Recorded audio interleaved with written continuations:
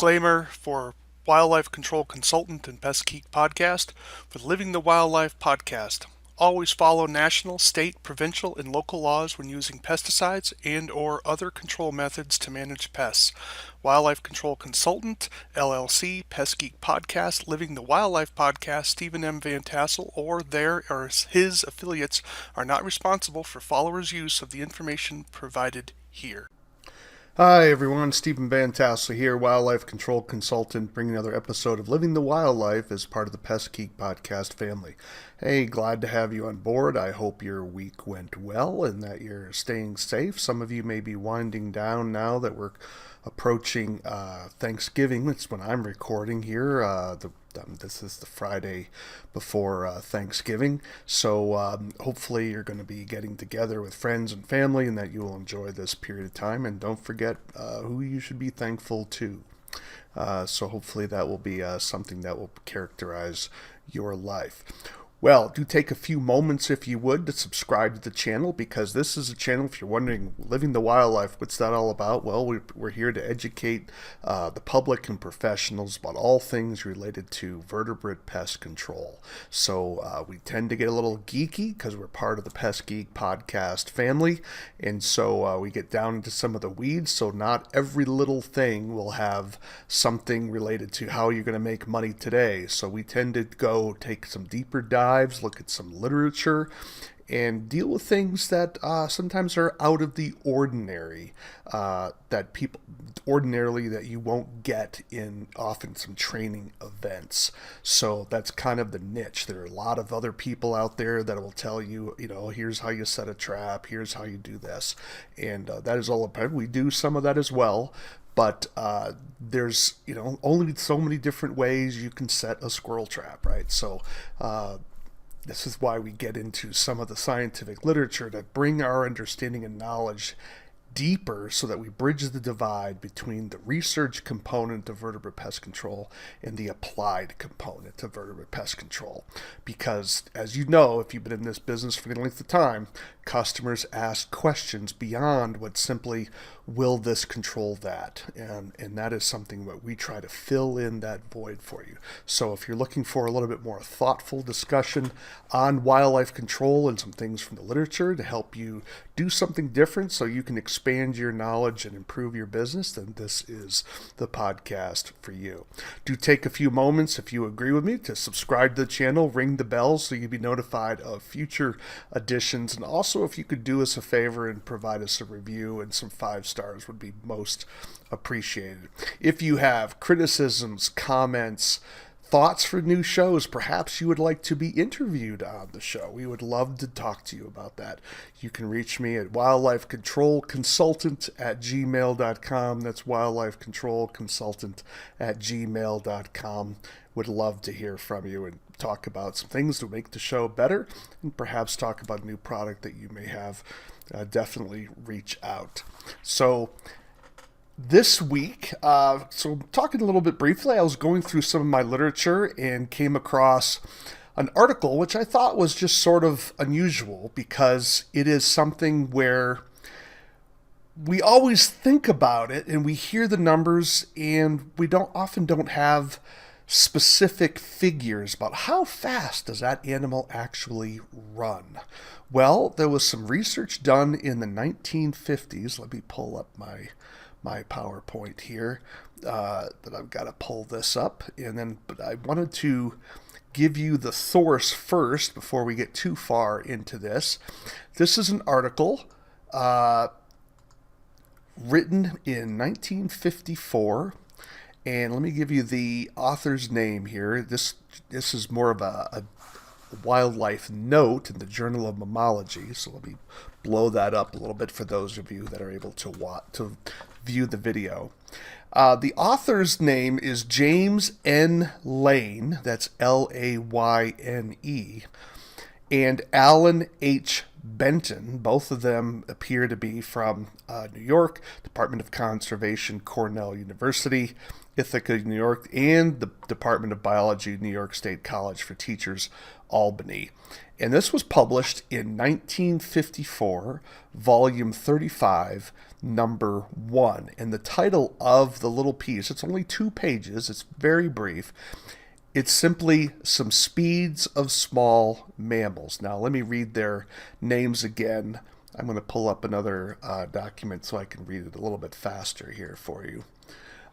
So the name of the article's authors are James N. Lane, Layne, and then Alan H. Benton, Benton. The article title is Some Speeds of Small Mammals, published in the Journal of Mammalogy, Volume 35, Issue 1, pages 103 to 104. And this was published in 1954. And what they basically did was they went out into the field and they did some box trapping, I believe some cage trapping as well. And they captured some animals and then put them into sort of a situation to see where they could measure how fast they could run. And they put them under stress, typically. In other words, they tried to frighten them, get them to clap. They clapped, do something to get them to run and see how fast they could go in a given amount of time, right? So how far could they go in a given amount of time? That gives us speed. So sometimes they were able to test animals multiple times or have a variety of animals of the same species to test. And they basically took the averages of these speeds. They used top speeds, right? So this is something that was very important for them. They took the speeds with a timer and a stopwatch over measured distances. And it says all speeds, this is from their article, all speeds are considered to be near maximum unless otherwise noted. Trials were usually run in the early evening to avoid any ill effects of the hot sun. And the majority of specimens were timed by releasing them at the center of a chalked circle and recording the time when they completely crossed the line. If the animal hesitated or did not run directly to the perimeter, the record was discarded. And so that's kind of how they basically did their calculations here. And so this is the work that they did. Some larger animals, they were timed for larger distances, but typically things were done in this sort of laboratory type setting. So it's an interesting little piece of information. So let me bring up my slideshow here just to kind of show you some of what their data was. Now, I've simplified their data by not giving you the scientific names. I've given you some of the common names. Now, if you see an entry posted twice, I'll comment on that so that you understand why that number is different. Okay, so you can see on the bottom row are the names of the animals that they tested. And so they did the northern short-tailed shrew, the big brown bat, which was kind of amazing, red squirrel, gray squirrel, opossum, deer mouse, white-footed mouse, southern red-backed vole, meadow vole, northern pine mouse, I think that's also called the woodland vole, and then the meadow jumping mouse, and then the woodland jumping mouse. So a good array of small mammals here. Possum and gray squirrel certainly kind of throwing that number off a little bit, but most of the animals here are relatively small. And what you're seeing here is I've converted the feet per second number into miles per hour. So I don't want you to get the impression here that these animals are going to be able to reach a mile, right? A lot of times we think wildlife have excellent health, but they really don't. They're not wired. Very few animals are wired to go long distances at they're not marathon runners, right? So they can do high speeds under very short distances, but if they're overstressed, they actually die. In fact, one of the animals that they tested in this study actually did die. They tested a paramiscus vole, I think a deer mouse. It tested it 5 times in a day, and it died the following day.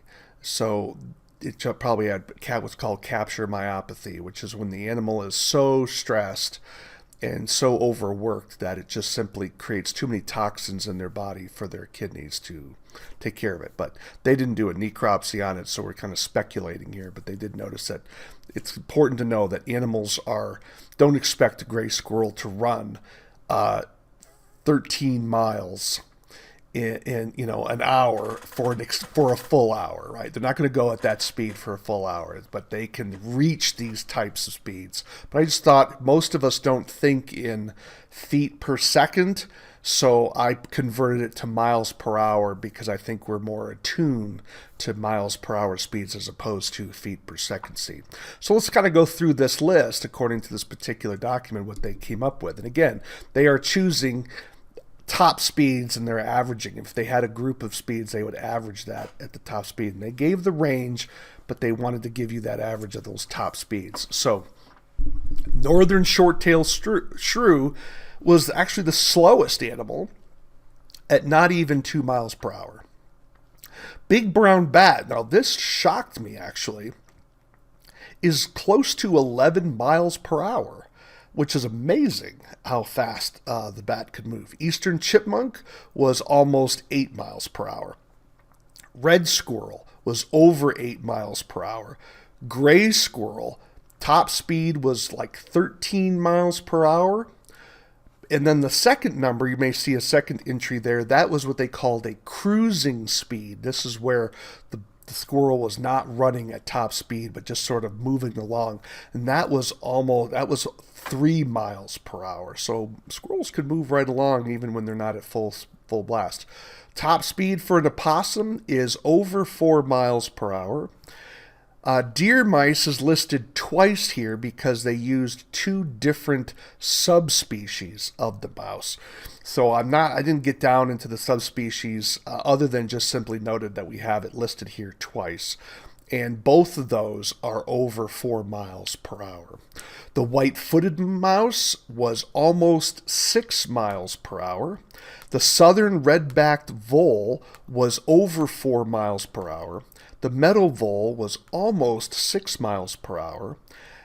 Northern pine mouse was almost 4 miles per hour. House mouse was 8 miles per hour. Meadow jumping mouse was almost 6 miles per hour, and then the woodland jumping mouse was almost 6. I would probably maybe closer to 5 miles per hour. So you can see the range. They really kind of cluster around that 4 to 5 miles an hour range for the vast majority of these animals. And then the gray squirrel, of course, that's Speedy Gonzales. If you ever watch that cartoon, that is the fast rodent there. And then you have the shrew, which really taking up the rear. That's the tortoise. That's the tortoise of these animals. Northern short-tailed shrew doesn't even make it at 2 miles per hour. So different animals obviously have different land speeds, and this can be a way to help identify an animal. Not the best way, of course, but it's one part of that mix. When people say, boy, that animal moved really fast. And, when you think about a house mouse moving at 8 miles per hour when it's under stress, that's pretty fast. It's faster than all the other domestic species that we have. So that is truly amazing in terms of what the house mouse can do, even compared to the deer mouse. You would have thought that the deer mouse should have been able to be as fast as the house mouse, but clearly not, according to the research that these people did. So, just something to get a little geeky about. It's maybe it's not something you may be able to use straight away, but it does show you that animals can be quite fast and frankly quite slow. But think about how fast that bat can move. Think about how fast that gray squirrel can move. And then look at where, so when you're thinking about those average speeds of most of those animals, they're under 6 miles per hour for most. And then you have that cluster, the eastern chipmunk, red squirrel, gray squirrel, big brown bat. They are close to 8 miles per hour and above. And then, of course, house mouse has got to be in that group as well. So interesting element of how different animal speeds occur in the wild when they are under stress. Hope you found that helpful. I'm always fascinated by that kind of hard data regarding animal behavior and animal ability, because it's important for us as professionals to be thinking about how do we understand what an animal can and cannot do to help us resolve conflicts with people. And animal speed can be maybe part of that mix of helping us understand our quarry so we know what we need to do to get that problem resolved for a client. Because the better we understand our quote unquote enemy, I don't like using that word per se because I don't think wildlife should be our enemy, but nevertheless, we do need to have an understanding of our quarry so that we can then bring tools and skills and tactics to control that animal for our client in the most efficient, effective, humane way possible. So hope you found that to be helpful. Again, you can reach out to me at wildlifecontrolconsultant@gmail.com. Would love to hear your comments and thoughts about future shows. And again, if you'd like to be on the show, definitely reach out to me as well. Do take a few moments if you would. Subscribe to the channel. We'd love to have you have your support. You can also download my podcast, of course, from Rumble. Just look up Wildlife Control Consultant, and my podcast will be listed there. We'd be glad to have you. You've been listening to Living the Wildlife. Why do we have Living the Wildlife? Well, because our show is about the research-based information about wildlife damage management for dealing with vertebrate animals. And we're part of the Pest Geek podcast family. In addition, we want you to live the wildlife, not be the wildlife. Hope you have a great Thanksgiving. Take care, everyone.